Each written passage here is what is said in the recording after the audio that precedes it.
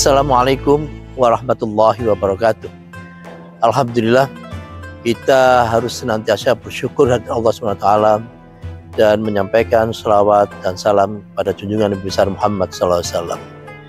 Izinkan dalam kesempatan yang baik ini saya ingin mengajak para pemirsa sekalian untuk melakukan kontemplasi, perenungan, karena Ramadan saat yang paling tepat untuk melakukan perenungan. Kalau kita melakukan perenungan dengan jujur, dengan bersih, insya Allah keputusannya adalah kita sedang mengalami defisit kebaikan. Sekali lagi, kita sedang mengalami defisit kebaikan. Karena apa? Karena modal yang telah diberikan oleh Allah berupa nikmat tidak bisa dihitung. Wa in ta'uddu nikmatallahi la tuhsuha. Tidak bisa dihitung. Tetapi kebaikan yang kita lakukan, yang kita berikan, sangatlah bisa dihitung. Sehingga ibaratnya kita itu diberi modal oleh seseorang triliunan rupiah, tetapi hasil usaha kita hanya ratusan ribu rupiah. Sehingga tidak mungkin kita bisa mengembalikan modal itu. Pada posisi seperti itu, posisi defisit kebaikan itu, ada 3 hal yang menarik yang perlu kita renungkan dengan baik. Yaitu yang pertama, tentu posisi kita harus mohon ampun kepada pemberi modal.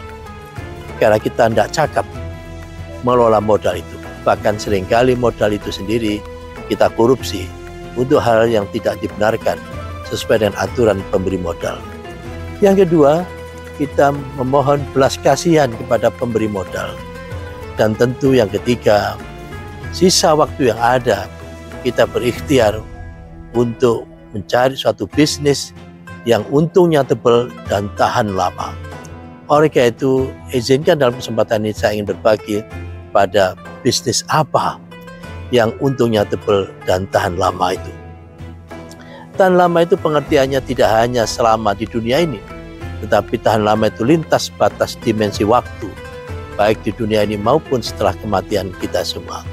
Rasulullah SAW pernah menyampaikan yang terjemahan bebasnya, apabila anak Adam meninggal dunia, putuslah amalnya kecuali 3 perkara, yaitu yang pertama, shadaqatin jariyah, au ilmin yuntafa'u bih, au waladun sholihin yad'ulah. 3 itu bisnis yang bisa lintas batas dimensi waktu kehidupan kita. Imam Nawawi menyampaikan shadaqah jariyah itu adalah bimakna wakaf.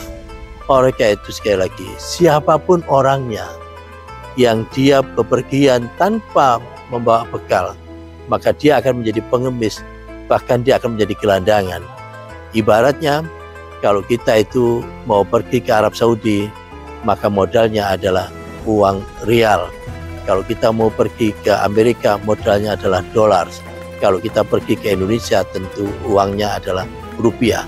Siapa yang menetapkan uang yang laku di situ? Adalah bank sentral negara masing-masing.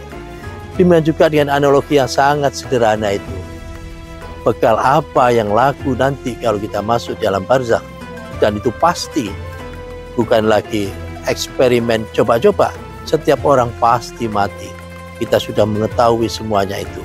Bahkan menurut data statistik, life expectancy orang Indonesia itu 72 tahun. Artinya apa?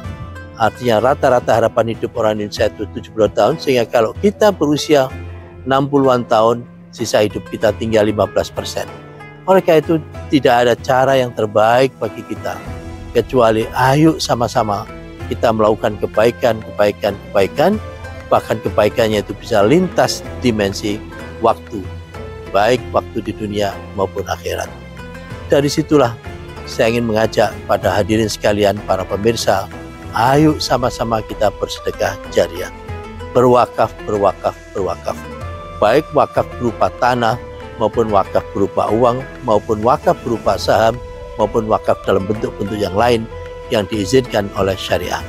Dari situ, insya Allah, kalau kita sudah tergerak hati kita menjadi pewakif, maka lifestyle kita akan masuk pada new era, itu era baru dari perwakafan kita.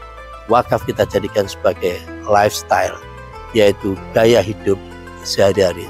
Memang berat, segala sesuatu yang kalau awalnya tentu berat, tetapi kalau sudah menjadi kebiasaan, tidak adalah perkara yang biasa, itu menjadi berat. Sehingga tugas kita adalah mendidik, melakukan habituasi, pembiasaan baik pada diri kita, pada keluarga kita, untuk senantiasa berwakaf. Ayo kita berwakaf, dan kita jadikan wakaf sebagai lifestyle, gaya hidup kita. Untuk siapa? Untuk kepentingan diri kita sendiri, kepentingan masyarakat, baik sekarang di dunia ini maupun nanti setelah kita selesai menjalankan tugas-tugas suci kita di dunia. Terima kasih. Wassalamualaikum warahmatullahi wabarakatuh.